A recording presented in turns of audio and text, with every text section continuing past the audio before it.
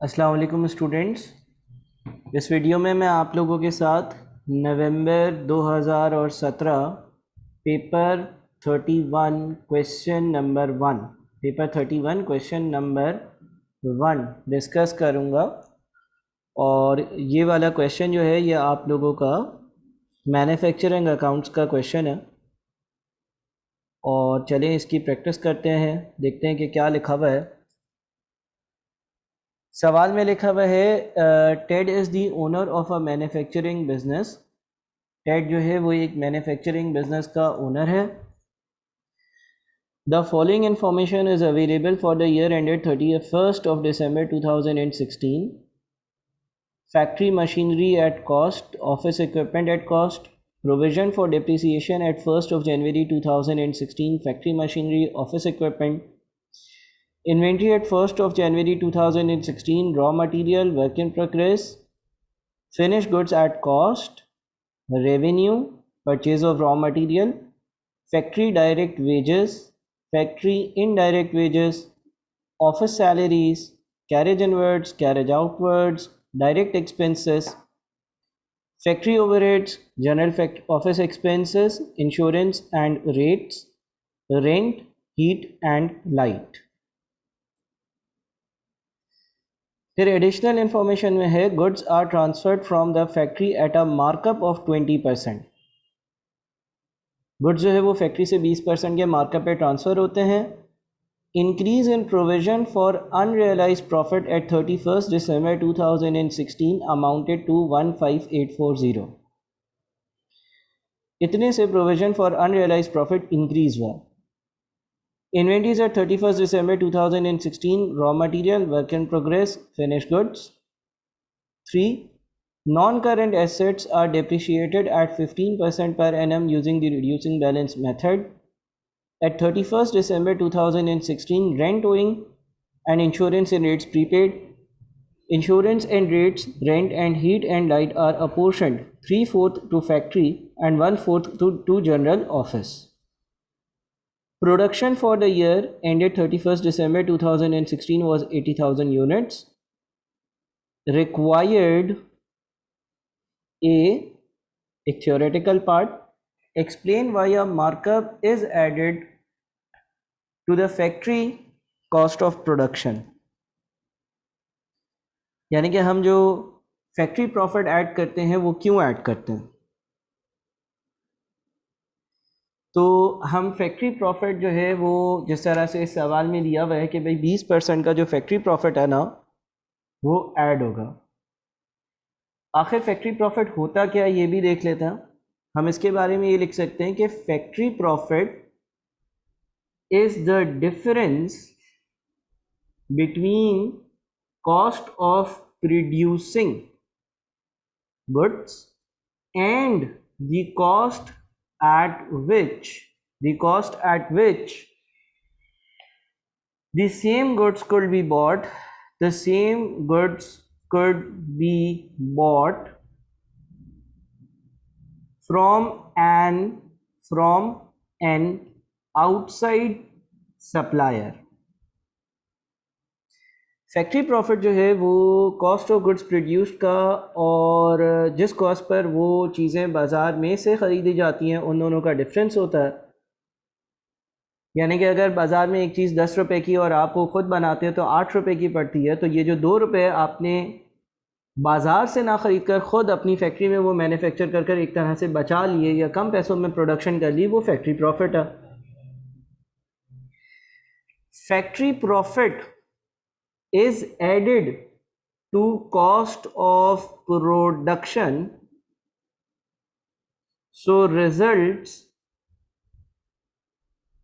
factory profit is added to cost of production, so results in increase in cost of sales and reduction in gross profit। Factory profit के addition से क्या होता है कि मेरी cost of goods sold बढ़ जाता है और मेरा जो ग्रॉस प्रॉफिट है वो रिड्यूस हो जाता है। अब इससे मेन फ़ायदा क्या होता है, देखें, लेट से मैं बाज़ार से एक चीज़ ख़रीदूँगा वो 10 की पड़ेगी और मैं अगर परचेज़ करूँगा, बाई करूँगा तो मुझे 10 की पड़ेगी। और मैं बनाऊंगा ना तो मुझे 8 की पड़ेगी, मैं मैन्युफैक्चर करूंगा तो मुझे 8 की पड़ेगी। तो जो मेरा फैक्ट्री प्रॉफिट है ना वो कितना है, 2 रुपये। अब मैं क्या करता हूँ, मैं जब एक मैन्युफैक्चरिंग कंसर्न हूँ तो मैं बोलता हूँ कि यार 8 की ये चीज़ पड़ी, 2 रुपये इसमें ऐड करो फैक्ट्री प्रॉफिट और अपने मेन अकाउंट्स में इसको 10 रुपये पर लेकर जाओ, यानी कि ट्रेडिंग अकाउंट में इस इन्वेंट्री को, जो opening stock plus production minus closing stock है, उसमें इसको 10 रुपये पे रिकॉर्ड करो। इससे फ़ायदा ये होता है कि हमें ये पता चल जाता है नंबर 1 कि हमने जो फैक्ट्री सेटअप करी है उसकी वजह से हमें कितना फ़ायदा हो रहा है। अगर मैं ऐसा ना करता और मैं जो है वो चीज़ें 8 रुपये पर ही रिकॉर्ड कर रहा होता, तो ट्रेडिंग अकाउंट में लेट से सेलिंग प्राइस है 15 रुपये, और जो इसकी कॉस्ट ऑफ गुड्स सोल्ड है यानी कि इसकी प्रोडक्शन की कॉस्ट थी लेट से, वो अगर मैं 8 रुपये पर रिकॉर्ड करता हूँ तो मैं कहता कि यार ट्रेडिंग की वजह से मैंने 7 रुपये कमाए, यानी ख़रीदो फरोख्त यानी कि बेचने की वजह से मैंने 7 रुपये कमाए। जबकि ऐसा नहीं है। मैं क्या करता हूँ, मैं फैक्ट्री प्रॉफिट ऐड कर कर इन्वेंट्री को 10 पे रिकॉर्ड करता हूँ और ये ग्रॉस प्रॉफिट मेरा जो है वो 5 रुपये पर आता है। मैं बोलता हूँ ट्रेडिंग की वजह से या ख़रीदो फरोख्त की वजह से मैंने 5 रुपये कमाए हैं। और फैक्ट्री प्रॉफिट अगर कोई यूनिट बिका होता है उसका अलग से ऐड कर कर और फिर प्रॉफिट फॉर द ईयर जब कैलकुलेट करता हूँ तो मैं 7 रुपये लिखता हूँ। इससे ये बात हाईलाइट हो जाती है कि ख़रीदो फरोख्त की वजह से मैंने 5 रुपये कमाए और फैक्ट्री के होने की वजह से मैंने 2 रुपये कमाए हैं और टोटल मैंने 7 रुपये कमाए। ठीक है, तो सबसे बड़ा बेनिफिट क्या है? सबसे बड़ा बेनिफिट इसका आप ये कह सकते हो कि जब आप चीज़ें फैक्ट्री प्रॉफिट ऐड कर कर रिकॉर्ड करते हो ना, तो आपको जो है ना ये पता चल जाता है कि जो आपका आपकी फैक्ट्री है उसकी परफॉर्मेंस कैसी है, फैक्ट्री कितना कमा कर दे रही है। इस तरह की कुछ बातें इसमें लिखनी है आपने। बी में बोलते हैं prepare the manufacturing account for the year ended 31 December 2016, 10 marks. ये मेरा मेन काम है जो मैंने करना है। तो आइए मैन्युफैक्चरिंग अकाउंट बनाते हैं। मैन्युफैक्चरिंग अकाउंट के लिए सबसे पहले कंपनी का नाम ऊपर टेड, ठीक है ना, और उसके बाद हम लिख देंगे manufacturing account for year ended 31 December 2016। अच्छा जी, अगर हम मैन्युफैक्चरिंग अकाउंट बनाएंगे तो सबसे पहले हम यहाँ पर 2 डॉलर्स के साइन डाल देते हैं, डॉलर, और इनको सेंटर अलाइन कर देते हैं।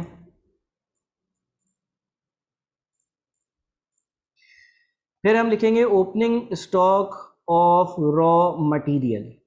रॉ मटेरियल का जो ओपनिंग स्टॉक है वो कितना? Opening stock of raw material जो है यानी कि इन्वेंट्री एट 1 जनवरी 2016 वो 52,000 है। ठीक है, 52,000 में हम ऐड कर देंगे अगर किसी किस्म की कोई परचेज़ है इन्वेंट्री की, परचेजेस को ऐड करेंगे। सवाल में हमारे पास परचेजेस ऑफ रॉ मटेरियल 484,000 है, तो हम 484,000 लिखेंगे। परचेजेस ऑफ रॉ मटेरियल के बाद अगर कोई कैरेज इनवर्ट्स है तो यहीं ऐड होना चाहिए, और हमारे पास जो है हमारे सवाल के हिसाब से कैरेज इनवर्ट्स जो है वो भी दिया हुआ है। कैरेज इनवर्ट्स जो है वो कितना है भाई? कैरेज इनवर्ट्स जो है वो 21,000 है, देखें यहाँ पे लिखा हुआ है। तो परचेजेस में कैरेज इनवर्ट्स जो है उसको ऐड करते हैं और ओपनिंग स्टॉक को भी ऐड करते हैं। इसका जो टोटल बन जाता है वो 557,000 है। Closing stock of raw material minus होगा closing stock of raw material. Closing stock of raw material कितना है जी? देखें 2 पॉइंट में लिखा हुआ है inventory at 31 December 2016, raw material 67,000। तो 67,000 का closing stock of raw material है, ये मैंने सब्ट्रैक्ट किया। ऐसा करने से मेरे पास 490,000 रुपीज़ का cost of raw material consumed आ गया। Cost of raw material consumed, ठीक है, cost of raw material consume 4,90,000 आ गया। इसमें हम ऐड करेंगे अपने कोई भी डायरेक्ट एक्सपेंसेस हो, डायरेक्ट वेजेस हो, तो 1,20,000 रुपये के डायरेक्ट एक्सपेंसेस एक तो मुझे नज़र आ रहे हैं, ये ऐड हो जाएंगे। डायरेक्ट एक्सपेंसेस 1,20,000, ठीक है। अच्छा, उसके बाद फिर अगर किसी किस्म की कोई डायरेक्ट वेजेस है तो वो भी ऐड होगी। Factory direct wages 626,000, factory direct wages, factory direct wages जो है वो 626,000 है। फैक्ट्री वेजेस अगर ऐड कर देते हैं, यानी कि सारी डायरेक्ट कॉस्ट जब हम ऐड करते हैं, हम जब सारी की सारी डायरेक्ट कॉस्ट ऐड कर देते हैं, सारी डायरेक्ट कॉस्ट ऐड करने के बाद हमारे पास जो है वो प्राइम कॉस्ट आ जाती है। मैंने आप लोगों को मैन्युफैक्चरिंग अकाउंट का फॉर्मेट भी दिया है। तो प्राइम कॉस्ट 1236000 की। फिर क्या करेंगे, फिर हम देखेंगे कि भाई किसी किस्म की कोई इनडायरेक्ट कॉस्ट है या नहीं, यानी कि ओवरहेड्स हैं या नहीं। तो फैक्ट्री की एक इनडायरेक्ट कॉस्ट है 1,32,000 की, इनडायरेक्ट वेजेस 132,000, ठीक है। उसके अलावा office salaries, carriage inward, carriage outward, यहाँ से फैक्ट्री ओवरहेड्स आ रहे हैं 510900 के। तो फैक्ट्री ओवरहेड्स हो गए 510900 के। अच्छा, उसके बाद फिर जनरल ऑफिस एक्सपेंसेस है, इंश्योरेंस एंड रेट्स है, रेंट है, हीट एंड लाइट है। इसके बारे में हमें कुछ एडिशनल इन्फॉर्मेशन पर भी जाना पड़ेगा। एडिशनल इन्फॉर्मेशन नंबर 1 तो फैक्ट्री प्रॉफिट के बारे में है, नंबर 2 इन्वेंट्री के बारे में है, नंबर 3 जो है वो है non current assets are depreciated at 15% per annum using the reducing balance method. जितने भी नॉन करेंट एसेट्स हैं उनको मैं 15% के हिसाब से डेप्रिशिएट करता हूँ। तो अब हमारे पास एक और चीज़ होगी, डेप्रीसिएशन। अच्छा, यहाँ पर क्योंकि फैक्ट्री का अकाउंट बन रहा है तो सिर्फ और सिर्फ वो डेप्रीसिएशन आएगी जो मशीनरी से पर्टेन करती है। तो फैक्ट्री मशीनरी की जो कॉस्ट है वो 3,30,000 है। इसमें से इसकी एक्यूमुलेटेड डेप्रिसिएशन आज तक की 276,000 है। क्योंकि मैं रिड्यूसिंग बैलेंस मेथड अप्लाई कर रहा हूँ तो इसको नेट कर जो बच जाएगा उस पर 15% अप्लाई करूँगा, 8100 आता, ठीक है। 3,30,000 कॉस्ट माइनस पिछली एक्यूमुलेटेड डेप्रिसिएशन 276,000, जो बच गया उस पर 15% अप्लाई कर दिया तो टोटल डेप्रिसिएशन आ गई। इसके बाद हम बात कर लेते हैं रेंट की बात करते हैं। रेंट 440,000 का यहाँ पर नज़र आ रहा है। रेंट ओइंग 40,000 है, यानी कि 4,80,000 टोटल होता है। और एक बात यहाँ पे लिखी हुई है कि insurance and rates, rent and heat and light are apportion 3/4 to factory and 1/4 to general office. यानी कि रेंट हो, इंश्योरेंस हो, हीटिंग एंड लाइटिंग का खर्चा हो, 75% फैक्ट्री में जाएगा, 25% जो है वो जनरल ऑफिस में जाएगा। तो अगर हम रेंट की बात करेंगे ना तो फैक्ट्री में जो है ना वो कितना जाएगा, 3/4। अब देखें हमारे पास ट्रायल बैलेंस में 4,40,000 आ रहा है। 40,000 का ओइंग है, 40,000 का ओइंग है। ओइंग का मतलब ये है कि इतना हमने पे नहीं किया, तो टोटल 480 बनता है। 480 का 3/4 जो है वो 480 का 3/4 जो है ना वो बन जाता है हमारे पास 360,000।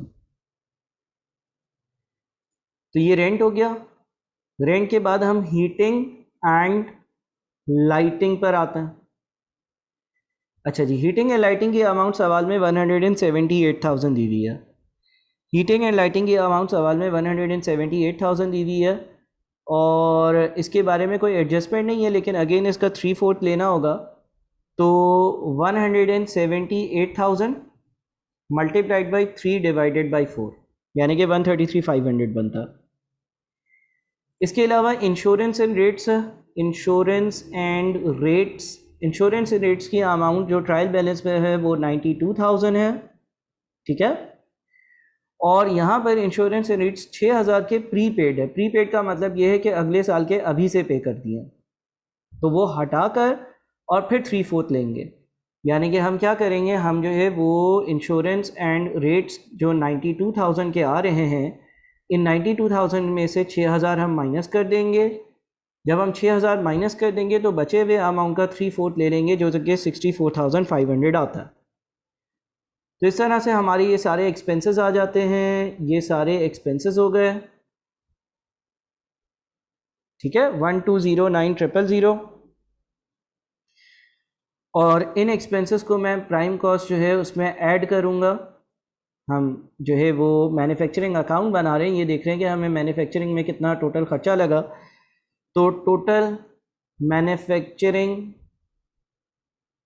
कॉस्ट फॉर द ईयर या फॉर द पीरियड कितनी हो गई भाई, 244,500। फिर ओपनिंग वर्क इन प्रोग्रेस को ऐड किया जाता है, क्लोजिंग वर्क इन प्रोग्रेस को माइनस किया जाता है, opening work in progress, opening work in progress, opening work in progress कितना है, inventory eight 1 January 2016 opening work in progress 97,000 है, क्लोजिंग वर्क इन प्रोग्रेस यानी कि साल के आखिर का वर्क इन प्रोग्रेस 1,02,000 है।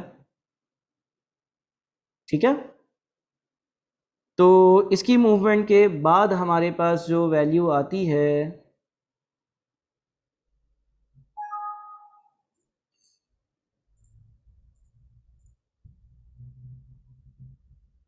2,440,000, ये total manufacturing cost incurred during the year थी। और ये क्या है, ये है cost of production, cost of goods manufactured, जो गुड्स मैन्युफैक्चर करे हैं उनकी कॉस्ट। इसमें फैक्ट्री प्रॉफिट ऐड होगा, add factory profit, factory profit मेरी फैक्ट्री में मैं 20% रखता हूँ तो इसका मैंने ले लिया 20%, इसका 20% लेकर और 488,000 बनता है वो इसमें ऐड हो जाएगा। और फिर जो अमाउंट बनेगा वो ट्रांसफर्ड टू फिनिश्ड गुड्स होगा और वो टोटल अमाउंट जो है वो 2.44 मिलियन और 488,000 2928,000 बनता। ठीक है, तो ये हमारा एक मैन्युफैक्चरिंग अकाउंट कंप्लीट हुआ। आप लोग भी इसको देखकर अच्छे से कंप्लीट करें ताकि ये आप लोगों को समझ में आ जाए। अगली रिक्वायरमेंट थी, prepare the trading section of the income statement to show the gross profit for the year ended 31 December 2016। Income statement बनाना है लेकिन सिर्फ और सिर्फ ग्रॉस प्रॉफिट तक बनाना है, उसके बाद नहीं बनाना। तो चलिए हम ट्रेडिंग सेक्शन बनाते हैं। अगेन टेड कंपनी है, ठीक है ना, टेड कंपनी है और हम लिखेंगे इनकम, या सिर्फ और सिर्फ ट्रेडिंग अकाउंट बनाना है ना, तो trading account for the year ended 31 December 2000 and, कौन सा साल है, 2016। ठीक है, अच्छा जी, अगेन $2 के साइन डाल देते हैं, डॉलर डॉलर, और इनको कर देते हैं सेंटर अलाइन ताकि अलाइनमेंट हो जाए। सबसे पहले ट्रेडिंग अकाउंट में सेल्स रेवेन्यू आता, तो देखते हैं सवाल में सेल्स रेवेन्यू दिया हुआ, सेल्स रेवेन्यू ये रहा 4,268,000। अच्छा, किसी किस्म का कोई सेल्स रिटर्न नज़र नहीं आ रहा, तो इसका मतलब सेल्स रेवेन्यू डायरेक्टली आ जाएगा 4,268,000, 4,268,000, 4,268,000। इसके बाद क्या होगा, less cost of goods sold, और कॉस्ट ऑफ गुड्स सोल्ड में opening stock of finish goods, फिर इधर आएगा ट्रांसफर्ड फ्रॉम मैन्युफैक्चरिंग अकाउंट, और फिर आएगा closing stock of finished goods. ठीक है, opening stock of finish goods कितना है भाई, opening stock of finish goods जो है वो हमारे पास 122,000 है, लेकिन देखिए ये 122,000 के साथ ब्रैकेट में लिखा हुआ है एट कॉस्ट। हम जब ट्रेडिंग अकाउंट बनाएंगे तो इसको हम लोग ट्रांसफ़र प्राइस पर लेकर आएंगे, यानी कि इसमें फैक्ट्री प्रॉफिट को ऐड करेंगे, यानी कि 122,000 मल्टीप्लाइड बाई 1.2 करेंगे विच इज़ 146,400। इसके के बाद इसमें हम कॉस्ट ऑफ गुड्स मैन्युफैक्चर्ड को ऐड करेंगे, यानी कि 2,928,000, और क्लोजिंग स्टॉक को माइनस करेंगे। अच्छा, closing stock of finish goods की वैल्यू पता ही नहीं है, यहाँ पे देखिए क्वेश्चन मार्क है। अब ये एक सवाल, इस सवाल की जो है ना ये एक स्पेशल वर्किंग है जो हमें करनी होगी। हमें ये देखना होगा कि जो closing stock of finish goods है ना, आखिर उसकी क्या वैल्यू होगी, यानी कि उस फिनिश गुड्स में कितनी वैल्यू हमें रखनी है, या कितना क्लोजिंग स्टॉक हमारे पास फिनिश गुड्स का बचा हुआ है। तो इसकी वर्किंग कैसे होगी, देखें सवाल में एक बात लिखी हुई है कि increase in provision for unrealised profit at 31 December 2016 amounted to 15,840। जो आपका प्रोविजन फॉर अनरियलाइज्ड प्रॉफिट था वो प्रोविजन फॉर अनरियलाइज्ड प्रॉफिट जो है ना, वो इस पर्टिकुलर अमाउंट से इंक्रीज हुआ, ठीक है, इस पर्टिकुलर अमाउंट से इंक्रीज हुआ। अब देखिए ज़रा मैं यहाँ पर इसकी एक छोटी सी वर्किंग करता हूँ। देखिए आपके पास जो ओपनिंग है ना, ओपनिंग जो आपका फिनिश गुड्स का ओपनिंग है, एक तो वो कॉस्ट होती है उसकी, एक उसमें जो है वो प्रॉफिट का एलिमेंट शामिल होता है, और फिर एक उसका ट्रेडिंग वैल्यू होती है। जो आपके पास ओपनिंग स्टॉक था फिनिश गुड्स का वो कितना था? जो आपका ओपनिंग स्टॉक था फिनिश गुड्स का सवाल के हिसाब से वो 122,000 का था, ठीक है। इसमें आपने 20% का प्रॉफिट किया शामिल, और ट्रेडिंग अकाउंट में आपने इसको 1,22,000 प्लस 24,400 यानी कि 146,400 पे लिखा। ये देखें, ये रहा, ये रहा, मैच कर रहा। फिर कुछ चीज़ें आप ट्रांसफ़र करते हो अपने मैन्युफैक्चरिंग अकाउंट से। जो चीज़ें ट्रांसफ़र हुई हैं मैन्युफैक्चरिंग अकाउंट से ड्यूरिंग द ईयर, उसकी कॉस्ट 2,440,000 थी। हमने मैन्युफैक्चरिंग अकाउंट बनाया, इसमें हमने इसी का 20% शामिल किया था। मैं अलग से भी करके दे देता हूँ। और फिर मैंने इसको ट्रेडिंग वैल्यू पर लिखा था, जो कि इन दोनों का एडिशन 2,98,000 देखें इससे मैच कर रहा है। फिर बारी आती है क्लोजिंग स्टॉक की।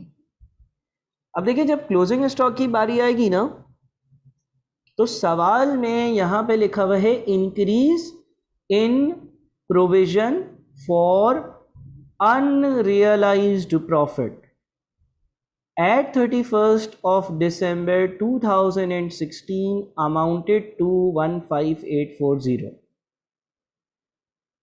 यानी कि आपका जो ओपनिंग में अनरियलाइज्ड प्रॉफिट था 24,400, क्लोजिंग में वो बढ़ गया 15,840 से। तो अगर ओपनिंग 24,400 था, तो मेरा जो क्लोजिंग है ना वो हो गया 24,400 प्लस 15840, यानी कि 40240 हो गया। इस 40240 में क्या है, देखिए उसने बोला है कि जो प्रोविजन फॉर अनरियलाइज्ड प्रॉफिट के अकाउंट का बैलेंस होता है ना, वो 15840 से बढ़ा है। तो जो ओपनिंग था उसको आपने इस अमाउंट से बढ़ा दिया। अब अगर मुझे इसको ज़रा यूँ समझूं कि यार अगर ये 100 होता है तो ये 20 होता है और ये 120 होता है। आई रिपीट, ये अगर 100 होता है तो ये 20 होता है और ये 120 होता है। तो ये 20 हिस्से हैं। अगर मुझे कॉस्ट मालूम करनी है ना, तो ये क्योंकि 20 हिस्से हैं, मैं 20 से डिवाइड करूँगा और 100 से मल्टीप्लाई करूँगा। अगर मुझे ट्रेडिंग वैल्यू मालूम करनी है तो ये 20 हिस्से हैं, इसको मैं 20 से डिवाइड करूँगा, एक हिस्से की वैल्यू आएगी, और ट्रेडिंग वैल्यू में 100 प्लस 20 यानी कि 120 हिस्से होते हैं, 120 से मल्टीप्लाई करूँगा तो 241,440 आएगा। आप इसको चेक भी कर सकते हैं, इसका 20% है, ये बनेगा, और इन दोनों को ऐड करें तो ये बनेगा। तो इसका मतलब ये हो गया कि closing stock of finish goods जो होगा ना वो 241,440 होगा। ये ज़रा आप अच्छे से देखिएगा, ये एक ऐसी ट्रीटमेंट है जो आपको थोड़ी देर तंग कर सकती है।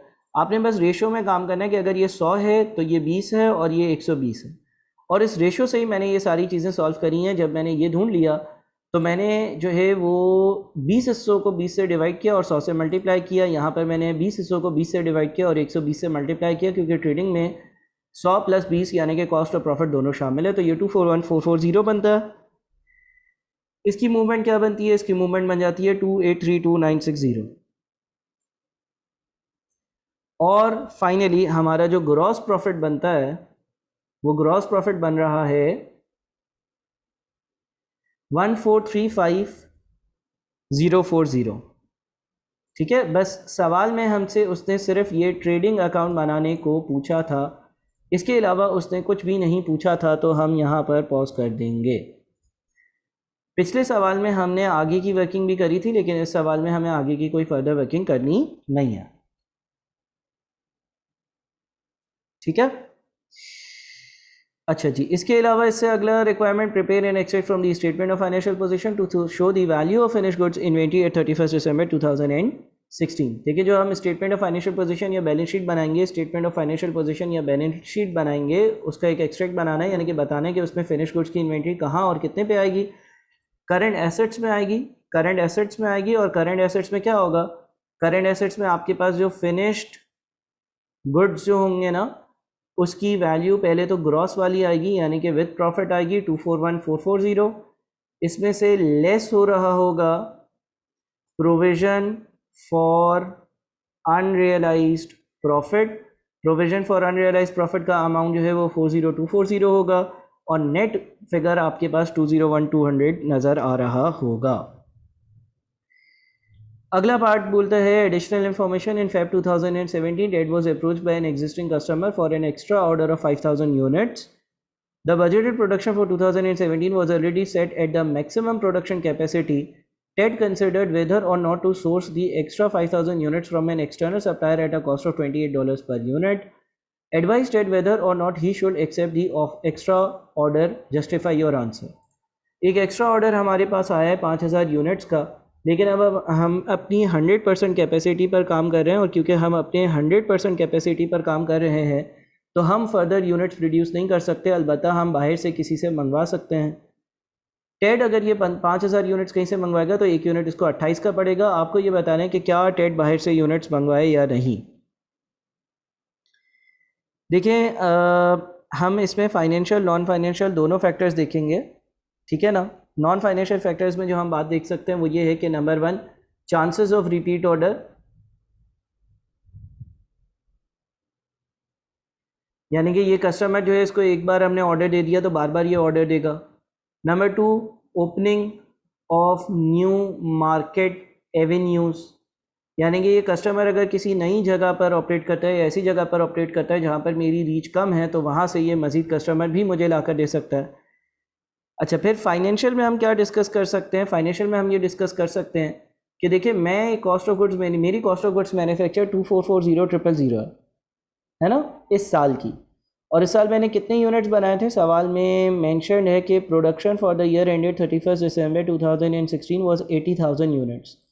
तो इसका मतलब ये हो गया कि 2440,000 में अगर मैं 80,000 यूनिट्स बना रहा था तो मुझे एक यूनिट 30.5 का पड़ रहा था, ठीक है। मैं यहाँ पर ये वर्किंग शो करूँगा ना तो इसके भी मुझे एक मार्क्स मिल जाएंगे, यानी कि 2440,000 डिवाइडेड बाई 80,000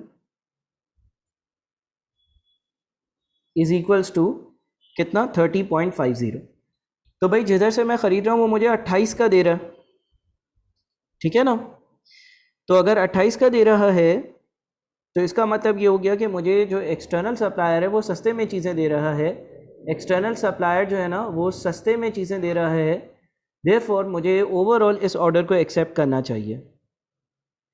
एक और बात आप लिख सकते हो वो ये है कि अगर सप्लायर सस्ते में चीज़ें दे रहा है तो ऐसा तो नहीं है कि कोई क्वालिटी पर कॉम्प्रोमाइज़ हो रहा है, क्योंकि अगर क्वालिटी कॉम्प्रोमाइज़ हो रही होगी और मैं सस्ती वाली चीज़ खरीद कर अपने कस्टमर को दूंगा तो शायद वो नाराज़ हो जाए और मेरा मार्केट फीडबैक बुरा हो जाए, ठीक है जी। तो ये कुछ बातें जो आपने लिखनी होंगी। अब इस सवाल को भी आप अपने रजिस्टर्स में कर लिए, और फिर कोई क्वेरी हो तो मुझे पूछें। बहुत शुक्रिया, अल्लाह हाफ़िज़।